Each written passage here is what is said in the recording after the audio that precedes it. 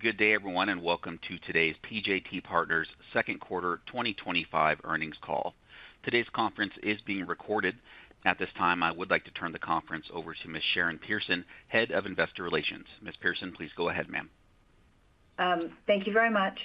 Good morning and welcome to the PJT Partners second quarter and 6 months 2025 earnings conference call. I'm Sharon Pearson, Head of Investor Relations at PJT Partners, and joining me today is Paul Taubman, our Chairman and Chief Executive Officer, and Helen Meates, our Chief Financial Officer.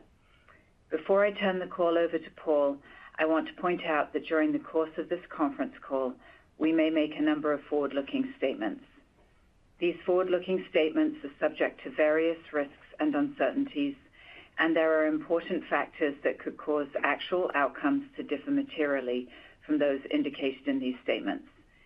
We believe that these factors are described in the Risk Factors section contained in PJT Partners 2024 Form 10-K, which is available on our website at pjtpartners.com. I want to remind you that the company assumes no duty to update any forward-looking statements, and the presentation we make today contains non-GAAP financial measures which we believe are meaningful in evaluating the company's performance. For detailed disclosures on these non-GAAP metrics and their GAAP reconciliations, you should refer to the financial data contained within the press release we issued this morning, also available on our website. And with that, I'll turn the call over to Paul. Good morning. Thank you for joining us today. This is a day that puts things like earnings calls in perspective. It's a sad and challenging day as we mourn the loss of life from yesterday's senseless act of violence in Midtown Manhattan, just steps from our office. We grieve for those who lost their lives, pray for healing for those injured, and offer comfort to the families, friends, and colleagues of those impacted. And we express gratitude to our first responders who work tirelessly to keep us all safe. And now we'll turn to our earnings. This morning, we reported record-setting results as revenues, adjusted pre-tax income, and adjusted EPS all set record highs for both the 3 and 6-month periods. Second quarter revenues were $407 million, up 13%. Adjusted pre-tax income was $80 million, up 22%. And adjusted EPS was $1.54, up 29% from year-ago levels. For the 6-month, revenues increased 6%. Adjusted pre-tax income increased 13%. And adjusted EPS increased 19% from year-ago levels. Since our last earnings report, the market backdrop has improved appreciably. Equity valuations have come up, market volatility has come down, business confidence has rebounded, capital is more readily available. Last quarter's tariff uncertainties sparked concerns about the potential for such dislocations to chill investment, trigger an economic slowdown, and fan inflationary pressures. Today, market concerns regarding these risks are much diminished. Throughout all this tumult, we continue to invest for the long term. Our firm's commitment to investing is unshakable through bull and bear markets alike. Our North Star remains building the best advisory firm, period. One built on excellence, integrity, and an unwavering commitment to client service. Nearly 10 years into this journey, we are ever closer to that goal. After Helen takes you through our financial results, I will review our business performance and outlook in greater detail. Helen? Thank you, Paul. Good morning. Beginning with revenues. Total revenues for the second quarter were $407 million, up 13% year over year. For the 6 months ended June 30, total revenues were $731 million, up 6% year over year. Revenue growth for the second quarter and first half was primarily driven by strategic advisory, which was up meaningfully for both periods. Restructuring revenues rose modestly in the second quarter and were up slightly for the first half, while PJT Park Hill revenues decreased year over year for both periods. Turning to expenses, consistent with prior quarters, we've presented the expenses with certain non-GAAP adjustments, which are more fully described in our 8K. First, adjusted compensation expense. We accrued compensation expense at 67.5% of revenues for the first half of the year, compared to 69.5% for the first half of 2024. This ratio represents our current best estimate for the full year 2025. Turning to adjusted non-compensation expense, total adjusted non-compensation expense was $52 million in the second quarter, up 18% year over year, and $101 million for the first half, up 13.5% year over year. As a percentage of revenues, 12.8% in the second quarter and 13.9% in the first half. The main drivers of the expense increase for the first half of the year were higher occupancy costs and higher travel and related expenses. Overall, for the full year, we continue to expect that our non-comp expense will grow at a rate similar to our 2024 growth rate of 12%. We reported adjusted pre-tax income of $80 million in the second quarter and $136 million for the first 6 months. Our adjusted pre-tax margin for the second quarter was 19.7%, compared to 18.2% for the same period last year, and 18.6% for the first 6 months, compared to 17.5% for the same period last year. Provision for taxes, as with prior quarters, we have presented our results as if all partnership units had been converted to shares and that all of our income was taxed at a corporate tax rate.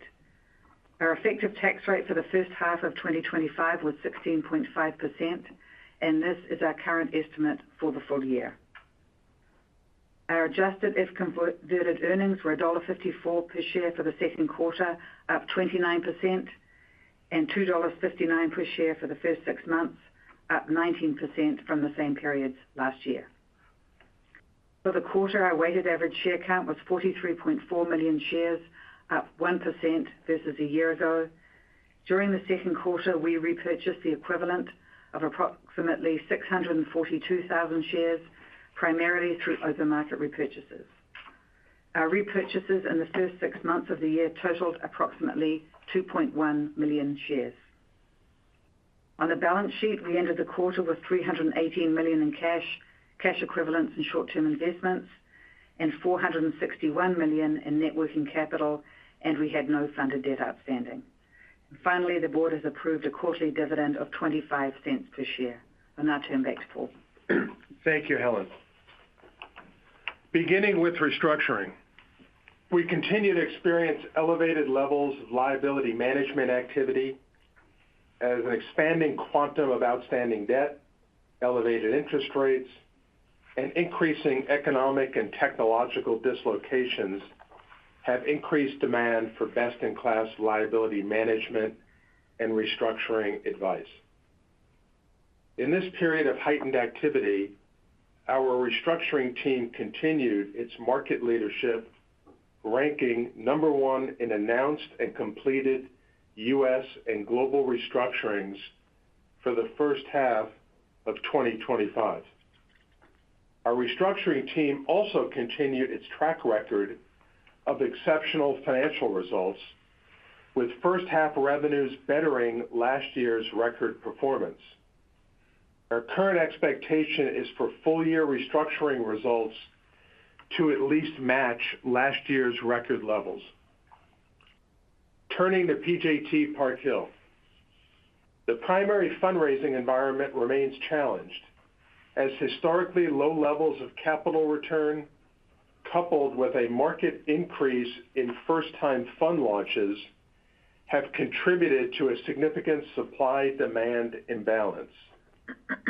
In contrast, the environment for private capital solutions is far more favorable, where increased demand for alternative liquidity vehicles from GPs and LPs is better matched with investor appetite for these asset classes.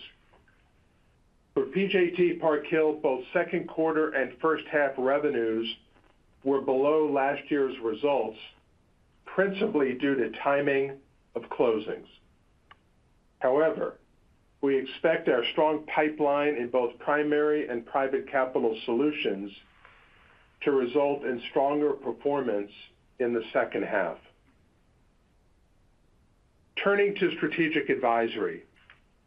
Our strategic advisory business delivered record performance in both the second quarter and first half as we benefited from increased transaction closings and increased fee realizations. While there are indications that M&A activity is picking up, the year-to-date data is mixed.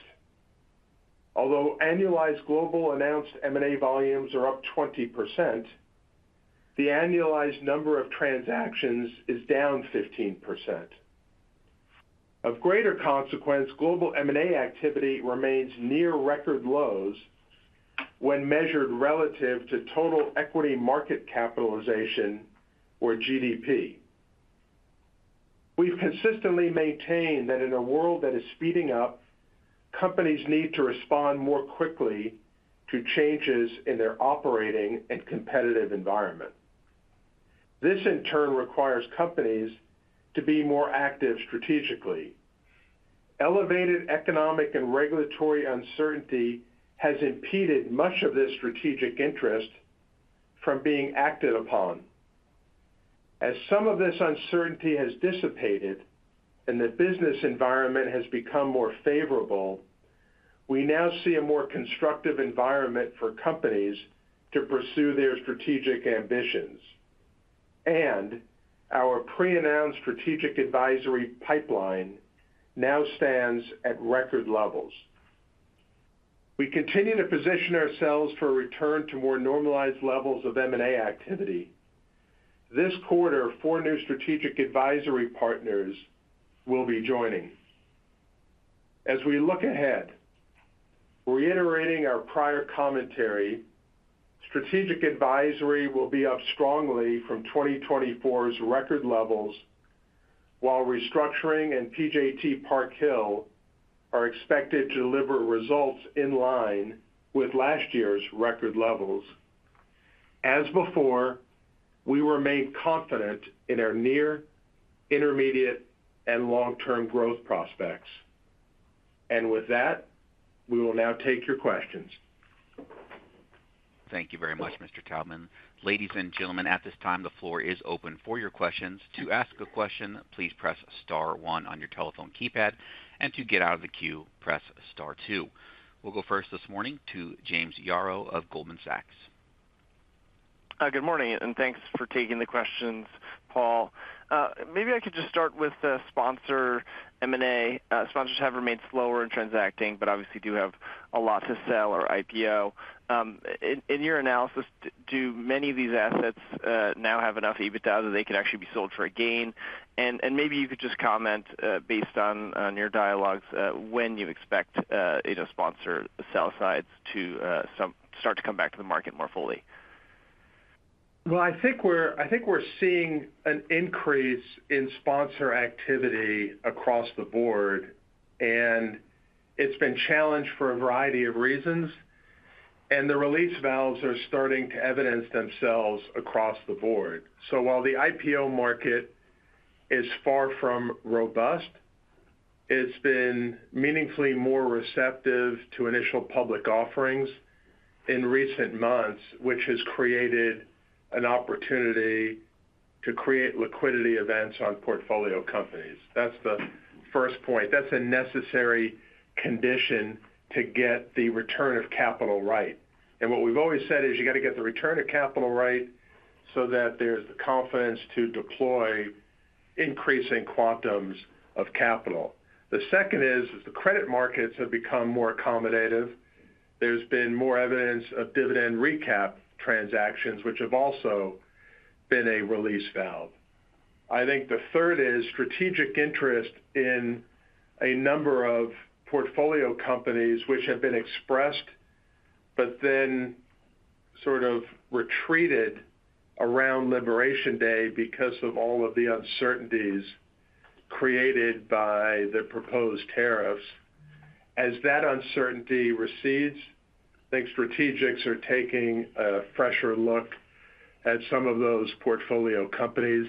And then continuation vehicles, remain very active and effective means of creating liquidity. So we're seeing more bids, more interest from strategics, but we're also seeing that in the portfolio effect with lots of different levers to pull, that sponsors are starting to be able to increase the pace of return of capital, which I do believe is going to make them buyers of additional quantums. And when you think about selling portfolio companies of sponsors, sometimes the buyers are strategic, sometimes they're other sponsors. And being able to have robust processes where you have greater confidence that other sponsors will play, and now that some of the clouds of Liberation Day have lifted greater strategic interest, it's setting up better. It's still far from perfect, but I think that healing process has begun, and it portends ever-increasing levels of M&A, we believe, but slowly as we return to a more normalized cadence. Makes a lot of sense. An adjacent question, the secondary or the continuation fund business, I would imagine likely slows in terms of growth with the return of regular way sponsor M&A and IPOs. Have you given any thought to what that particular dynamic means for the growth rate of continuation funds? What portion of assets should be in continuation fund vehicles versus they're being put in them right now because regular way exit strategies are not available? Yeah, I don't know if it's a substitution effect. I think every day that goes by, there's greater acceptance of continuation funds as an appropriate means to manage liquidity. I also think that there are many instances where these are assets where there's still meaningful upside and there's a desire to continue to operate and manage the asset, but there is a desire on the part of some, but by no means all of the LPs to create liquidity events. So I think of it as a tool in the toolkit that if you go back 5 years was barely understood and rarely used. Now it's much better understood and used. And the biggest governor on using that as a tool today is simply that the dedicated pools of capital for continuation funds is relatively modest in the context of the interest on the part of asset managers to deploy continuation funds. So right now, the governor is there's just not enough dedicated capital to the asset class. And if you believe, as we do, that the returns over time will prove to be attractive returns and that this is a class of asset that should have appeal to a lot of investors, one obvious advantage is you identify the asset and you're investing in it immediately as opposed to a blind pool concept. Another advantage is you're making the investment commit and the drawdown of the funds is happening at the same time, which is not the case with a fund structure. And I could go on, but there are other benefits. So we think that it's here to stay. It has room to grow. And probably what it does is it substitutes for some of what historically would have been regular way IPO. And the problem with the regular way IPO is there's oftentimes the IPO at considerable discounts. The funds are almost inevitably used to realign the capital structure, to pay down debt, to make it a more normalized capital structure for a public company. Then you've got to wait for the expiry of lockups, and it starts to be a very long goodbye. and this may in fact be something that competes more directly with the IPO alternative. That's very clear. Thanks so much, Paul. Thank you. Thank you, James. Thank you. We go next now to Jim Mitchell of Seaport Global Securities. Hey, good morning. Good morning. Good morning. Hey, Paul, I know one area of focus has been leveraging kind of the Park Hill franchise to build out coverage of financial sponsors on the M&A side. Can you just give us an update on where you think you are in terms of moving along that spectrum and kind of getting more into the middle market deals with financial sponsors and leveraging that Park Hill relationships?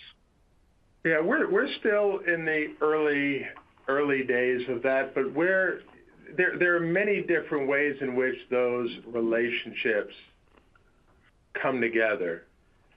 So with a best-in-class primary distribution and really being the fund placement agent of choice, what we increasingly want to do is for clients to develop a holistic relationship with our firm where there's a recognition that if we're going to do the primary raise, we're also going to be the advisor of choice on the continuation funds and the like. And that's just an adjacency.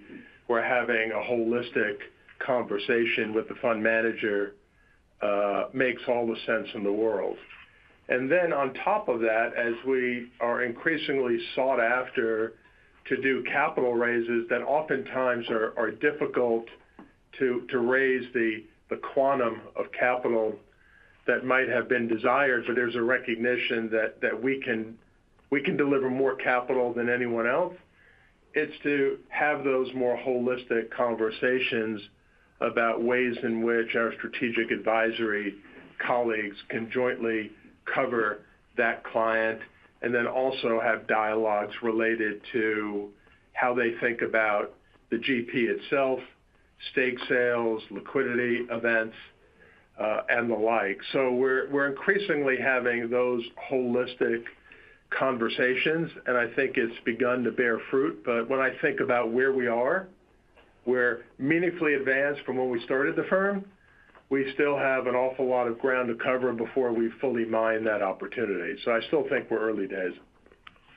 Okay, that's helpful. And maybe, obviously seeing good growth on the strategic advisory side where a lot of the hiring has been concentrated the last few years. So does that give you a little more, I know your comp ratio is set, your best guess is now 67.5, but does it give you more confidence with the record pipeline of strategic advisory revenue growth picking up that you're sort of lapping the growth in strategic headcount with revenues and we can start to see some progress in the next year or two on the comp ratio? Well, I think based on the indicated ratio, you're already seeing some progress. Yes, so. Yes, that's true.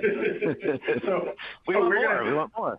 I know you'd like more on all dimensions, and I've got to just constantly just ask myself, what's around the bend, and what's around the bend could be what's around the bend in terms of additional hiring opportunities, or what's around the bend is a competitive dynamic changing. So we're just going to be thoughtful and cautious. I've always said that as we get more productivity, we know where the direction of travel is.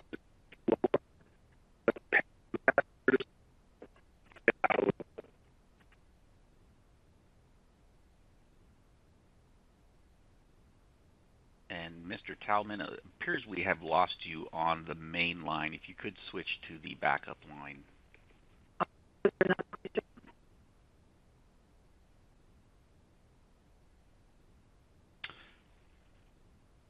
Again, Mr. Talman, Ms. Mates, we did lose your audio on the main line.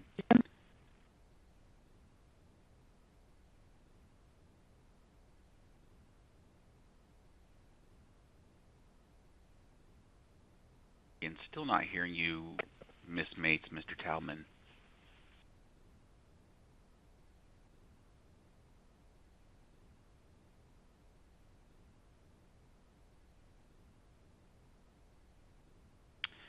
Well, and Mr. Talman, I believe we have you back, sir. Yes. Thank you. Thank you. Is there another question? We do, Mr. Taubman. We'll go next now to Brendan O'Brien with Wolfe Research. Brendan. I'm sorry, I was on mute. Hey, can you hear me? Yes, yes. Sorry about that. I cut out. I don't know if that was everybody issue, but thanks for taking my questions, Paul. I guess to kick things off, I just wanted to get an update on the regulatory front. You know, there's obviously a lot of optimism around the outlook for large cap M&A due to the expectation for a lighter regulatory touch under the current administration, and it feels like that's warranted based on the recent decisions by the FCC.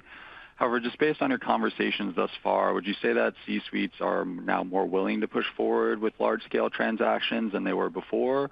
Or, you know, has some of the volatility and macro uncertainty been too big of a stumbling block? I don't know if the available answer is all of the above, because it might be all of the above. So let's parse that a little bit.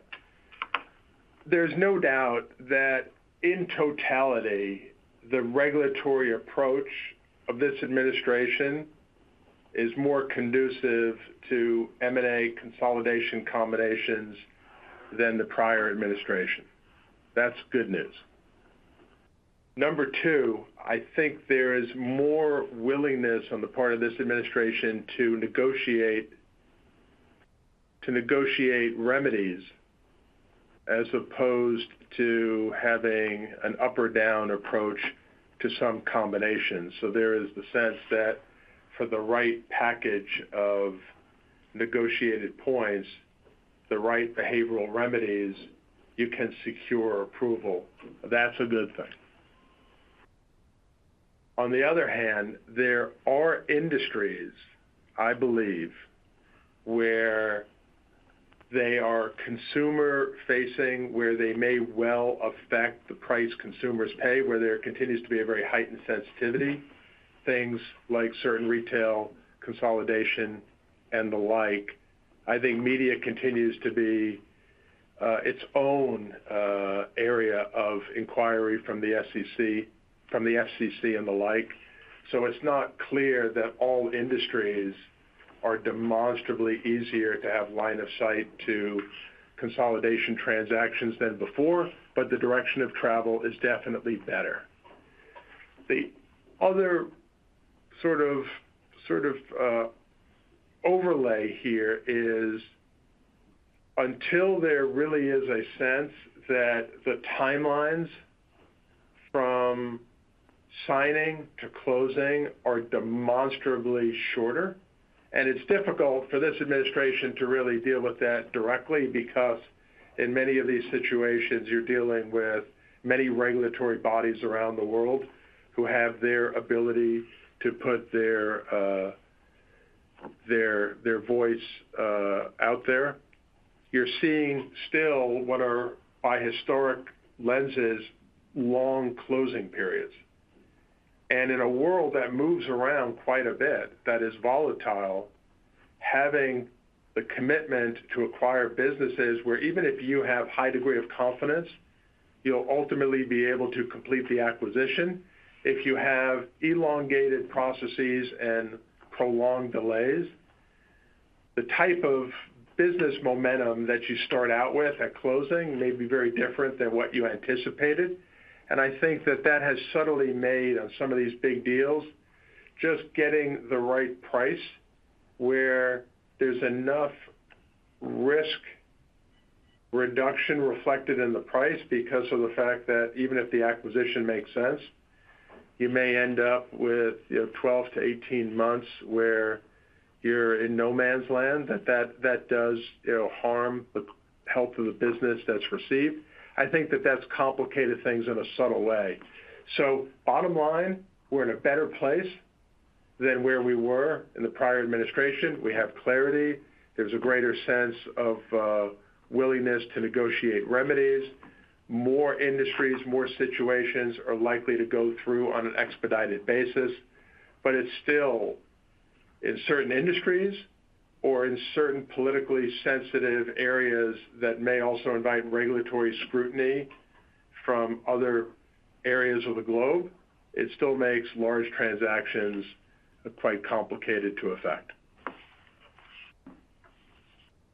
No, that's helpful color. And I guess for my follow-up, there's been a lot of optimism on the potential for a meaningful ramp in M&A in the back half now that we seem to be heading towards a resolution on tariffs and, getting greater clarity on the macro outlook. But just wanted to get your views on what the trajectory of that recovery could look like, given it feels like there's significant pent-up demands for transactions, specifically on the sponsor side, but it does feel like there's still a few big question marks out there on both trade as well as interest rates and the like.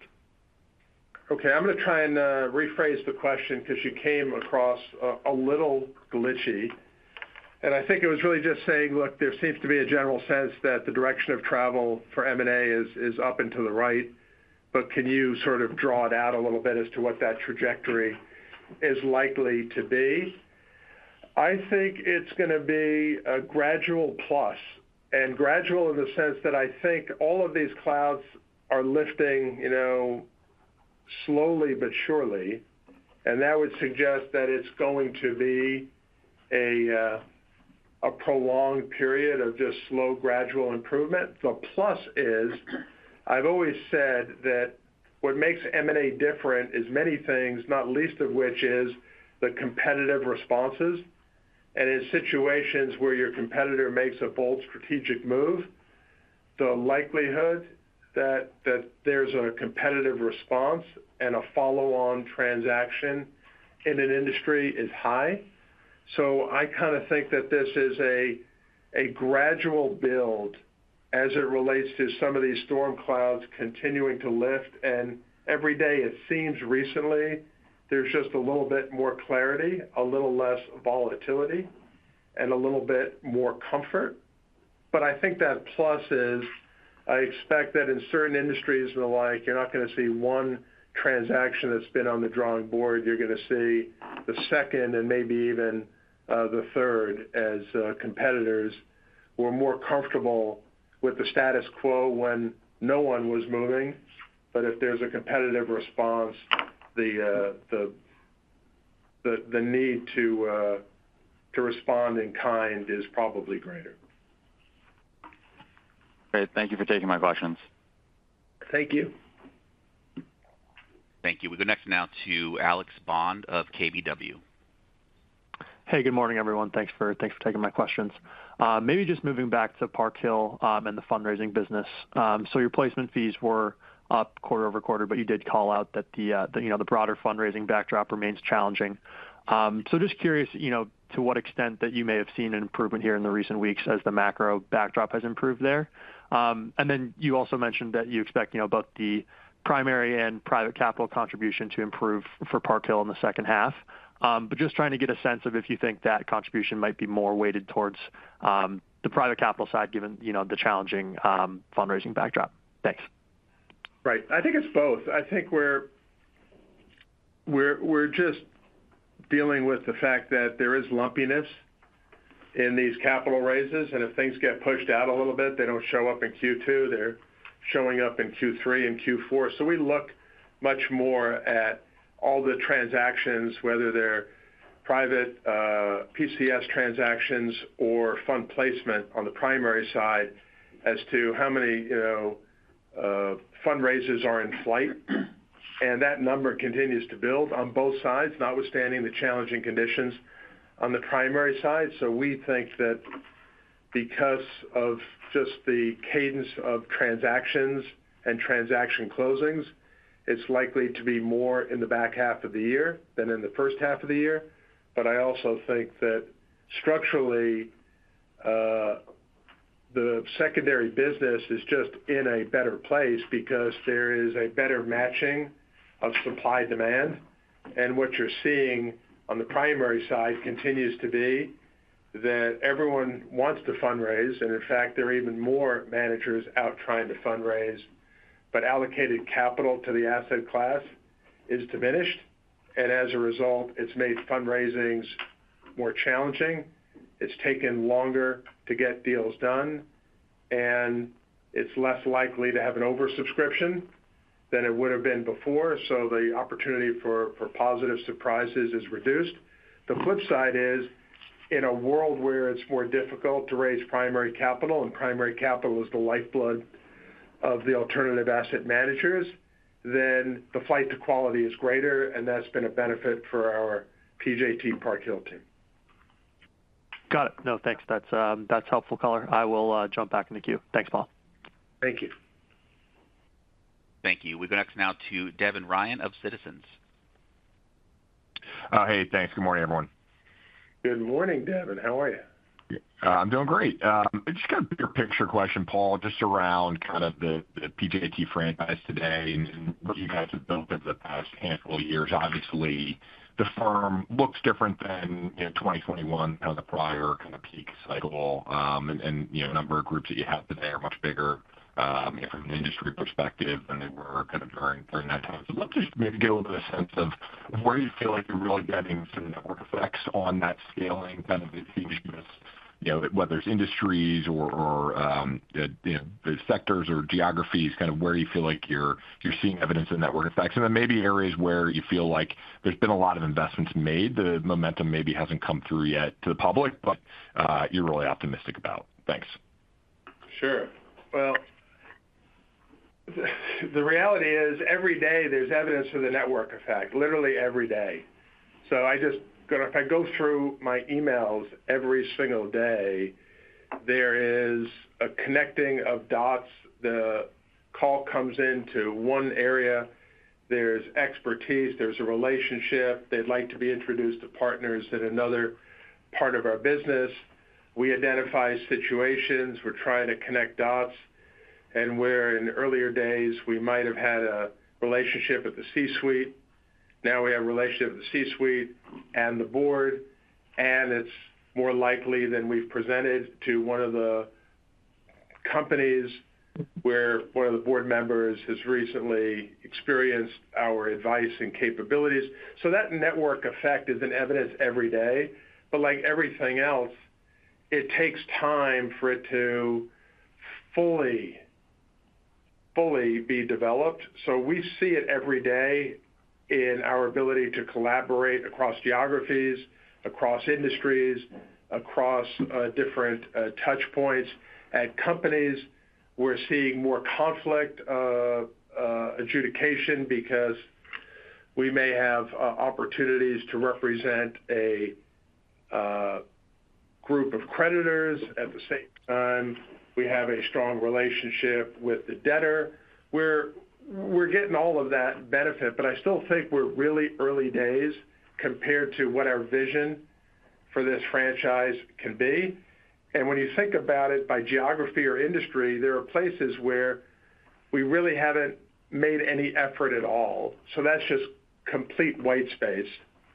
There are areas where we have made small investments and we've gotten outsized returns. And I would just highlight as one of those examples, Japan, where we've made very modest commitment of resources, but we've received outsized returns in terms of our connectivity to some of the most consequential Japanese companies and opportunities to really showcase the firm. And we're now going to follow that up with additional resources. Then we have other areas where we're in the midst and we've seen real benefits, but there's still so much more to do. And then even in our strongest areas, we're big believers that oftentimes investing in our strongest franchises can create the greatest results. So you might look at us from the outside in and say they appear to be strategically complete in these areas. We look at it and say we can go from strong to stronger, or from stronger to strongest, or from strongest by a little bit to strongest by a lot. And that's why we're going to continue to invest, because everywhere we look, we see two things. We see proof of concept that all the things we believed in 10 years ago have proved out. And we see proof of concept that no matter how much white space we've filled in, there's still white space as far as the eye can see. And as a result, we feel really good about the track we're on, but we still think we're early days in building out the firm and the vision that we have for this firm. Great. Thanks, Paul. And then can you just touch on the restructuring opportunity outside the U.S. and just kind of initiatives to scale the footprint? And I appreciate probably don't need a lot of headcount, but just kind of where that may go over the next couple of years.